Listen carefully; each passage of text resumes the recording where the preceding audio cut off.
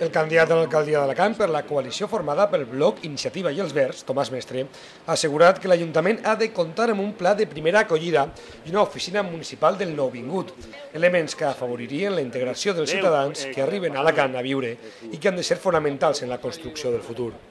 Mestre, acompanyat de la número 2 en la llista de l'Ajuntament d'Alacant, Naïma Benaixa, i del candidat autonòmic Ignasi Bellidó, ha presentat els 10 punts que la coalició considera fonamentals per a millorar les polítiques d'integració a la ciutat d'Alacant. Un document que ha sigut consensuat amb diferents col·lectius de ciutadans alacantins d'origen estranger, que han aportat la seva visió i propostes per a fer d'Alacant un referent en les polítiques d'integració. L'única oportunitat que tenim per a tindre la ciutat que volem, que és una ciutat oberta, una ciutat dinàmica, una ciutat que recupere a la volta que la seva memòria històrica, però que a l'hora que la recupera estigui oberta al futur, l'única manera, dic, són amb polítiques d'integració, que siguin polítiques que realment des de la municipalitat es creguen i s'apliquen, perquè si volem la ciutat com la volem, la tenim que tindre diversa, però alhora amb igualtat. I davant de la igualtat i de la diversitat, tots els ciutadans tenim que ser iguals.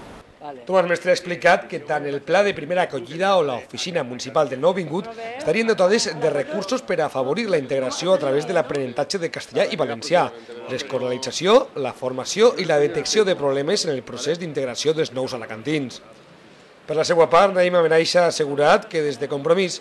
entenem que la reclamació de drets ha d'anar acompanyada d'una assumpció de responsabilitats.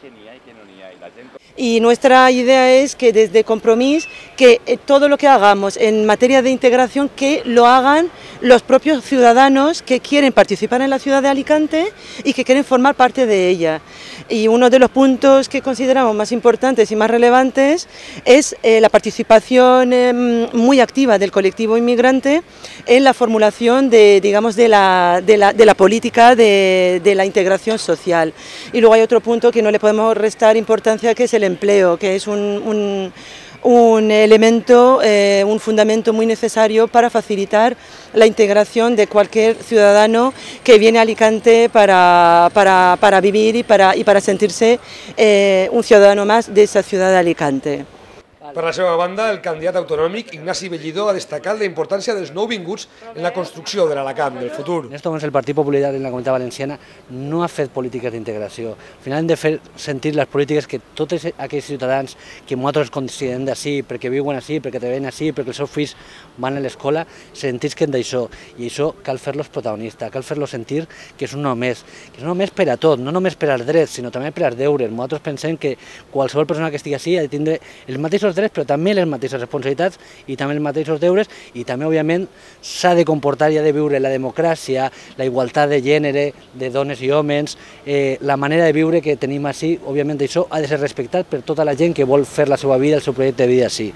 Per tant, i com a conclusió, per a nosaltres, quan parlem d'aquest tema, el que estem parlant és volem polítiques d'integració, volem que des de l'administració pública s'oferisqui aquests serveis com l'oficina del nouvingut, com un pla municipal d'integració que estan reclamant per a la ciutat d'Alacant, volem que n'hi hagi també propostes concretes com seria en aquests moments el tema de la vivenda que afecta a joves, que afecta a immigrants, volem propostes concretes en aquest sentit. I per a nosaltres parlar d'immigració és parlar de gent que volem que participi i que s'integri en aquesta societat, de gent que participa en els mateixos drets i els mateixos deures